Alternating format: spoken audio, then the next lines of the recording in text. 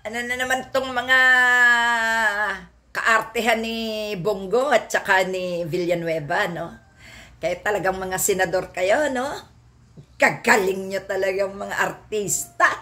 Bitya kayo sa gobyerno nagtrabaho. Bakit hindi na lamang kayo nag-artista? Yung isa, sabi, pag daw nabanggit ang pangalan niya dito sa flood control budget, magre-resign siya. Tapos ipinagdidikdikan, wala siyang nalalaman. At hindi raw sangkot ang kanyang pamilya. Wow naman, Bongo. Alam naman naming lahat kung saan ka nagmula. Alam namin na kay Duterte ka nanggaling. At kay Duterte ka naglilingkod. At lahat ng katarantaduhan ni Duterte, sigurado, minana mo. Galing mo talaga, no? Galing-galing ninyo. Ano? Ngayon, nagtatanggihan kayo. Ang galing-galing nyo kunyari manahimik, pero mga nasa ilalim ang kulo nyo, no? Ha? Nung nagkakalabasan na ng pangalan, ngayon na kayo nag-iingay. Kanya-kanya kayong depensa ng inyong mga sarili, no? Ha? Ang galing-galing nyo talaga. Nakakatuwa talaga kayo sa inyong mga pinaggagawa. Ano, ididiin nyo yung mga civilian contractor, yung mga wala sa gobyerno na contractor, yan na naman ang inyong ipagdidiinan para ligtas kayo. Kawawa naman talaga ang mga taong wala sa gobyerno pero nagagamit ng taga-gobyerno, no? Eto naman si Villanueva, ni-rape daw ang Bulacan ng mga nagproyekto ng flood control. Sunsunin mo kung sino yung nag-project ng flood control, no? Sunsunin mo at banatan mo. Bakit ngayon ka na lang nagreklamo? Mula 2016, binabaha ang Bulacan. Bakit ngayon ka na lang nagsalita dahil napangalanan ka rin ba? No? Napangalanan ka rin. Kaya ayan, kanya-kanya kayo ng arte, kanya-kanya diskarte. Sino ididiin nyo? Dahil kayo, kalokohan nyo, kayo rin nag-iimbestiga. Ang ididiin nyo, ang mga kawawang kontratista. No? Anong kamalaya ng mga kontratista sa pagkuha ng budget para dyan? Anong kamalaya ng mga kontratista na binigyan ng ganyang klase ng proyekto? Sige nga, sila ay tinawag lang. Sila ay pinagkontrata lang. Sila ay walang kamalay-malay sa mga budget na iyan.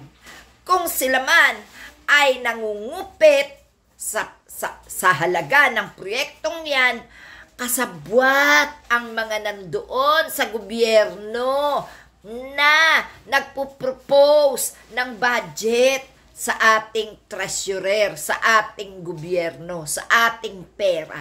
Alam mo, kayo, hindi na kayo kapanipaniwala sa mga pinagsasabi nyo, no? Paanong nirape ng flood control project ang inyong Bulacan? Ha? Ikaw, nasa gobyerno ka, nandiyan ka, bakit ngayon ka nalang kumanta? Bakit ngayon ka nalang sumigaw? Kung kailang nababanggit ang iyong pangalan.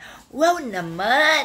Ano ba naman yan? Huwag bilugin ang ulo ng tao ngayon. Kung sino-sino naman yung iimbestigahan nyo na hindi taga-gobyerno, kundi mga kontraktor lang. Kontraktor lang na hindi naman pwede at walang kakayahang makialam sa pondo ng bayan. Oh, talaga lang? Aba, ay kahit sino naman. Ako nga, pag nagpapadbili ako ng materyales sa trabahador na gagawa ng bahay ko, alam ko may kupit.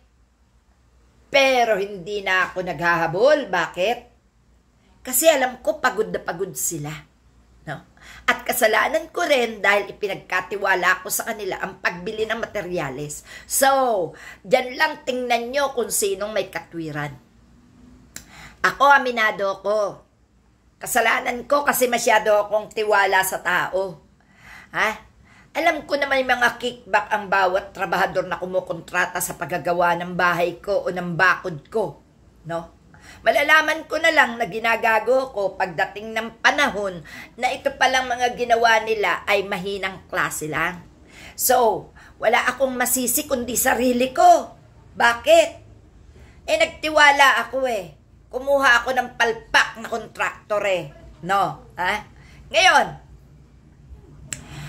ang pagsisisi, hindi ko itinatapon sa mga gumawa. Kasi tinawag ko sila pinagtrabaho ko sila Kaya hindi ko masisisi sila kung kinupitan ako, kung niloko ko. Ako ang kumuha sa kanila. Ako ang nagtiwala ng aking pera. So ano pang gagawin ko? Wala na, di ba? Hindi ko na mahahabol pa yon dahil sila ay walang maibabalik na pera. At dahil sa kahirapan, natuto silang mangupit. So, kayong mga nasa gobyerno ang may sala. Nagproyekto kayo, pero hindi sana kayo kukupitan. Kaya lang, malamang kayo na rin ang nagsabi. Ganito lang ang gawin mo, ganyan lang ang bilhin mong materyales, ganito. Ako na ang bahala dyan. Tayo na ang bahala sa matitira. Kaya tigilan nyo ako, tigilan nyo kami, tigilan nyo ang bayad sa mga kasinungalingan ninyo. Hindi gugustuhin ng mga kontraktor na ang kanilang trabaho ay mapipintasan pagdating ng panahon. Sino ang masisira? Di ba sila? Pero sino ang ugat ng kanilang kasiraan? Di ba kayo? Sino ang kumuha ng budget sa gobyerno para ibigay sa mga kontratista? Di ba kayo? Sino ang kausap ng mga kontratista? Di ba kayo? Sisisihin nyo yung flood control project. Natural, magkaroon ng proyekto ang gobyerno. Yun nga lang. Pinagkitahan nyo. Tapos ngayon, sino ang ipakukulong nyo? Sinong kakawawain nyo? Sinong iniimbestigahan nyo? Diba yung mga kontraktor na walang kamuang-muang sa pangungupit ng pera ng bayan?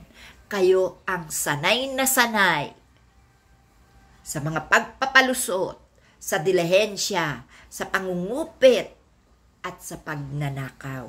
Kayo-kayo yan. Kaya wag nyo nang ibunton. Yung mga investigasyon nyo, wala yan. Ipinakikita nyo lang sa taong bayan na kunyari hinahabol nyo. Pero galit na galit kayo kay BBM. Dahil, sinabi nga ni BBM, hindi ko na kayo kakampi. Magkalaban na tayo. O, di ba? Kasi alam niya kung sinong punot dulo ng pagnanakaw sa mga budget ng mga proyekto ng gobyerno. Alam nga namang si Marcos lang. Alam nga namang si Romualdez lang. Kayong mga alipores ang mas malakas magnakaw. Bakit? Ginagamit nyo ang mga proyekto ng presidente. No? Ginagamit nyo ang mga gawain ng gobyerno, taga-gobyerno, mga iniuutos sa inyo ng nakatataas para makapangupit kayo. At ang bubuntunan ng sisi at salitang nagnakaw ay walang iba kung hindi ang mas nakatataas sa inyo, ang presidente. Yung vice president nyo talaga, magnanakaw yan. Kaya, kay Duterte pa lang, 2016 pa lang, tanggapin nyo na kayo ay kasama na sa pagnanakaw. Hindi lang flood control.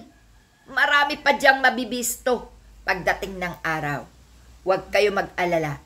Pakikinabangan nyo ang inyong kasinungalingan. Dahil yung kasinungalingan nyo ang magiging susi sa pagkakakulong ninyo. Salamat!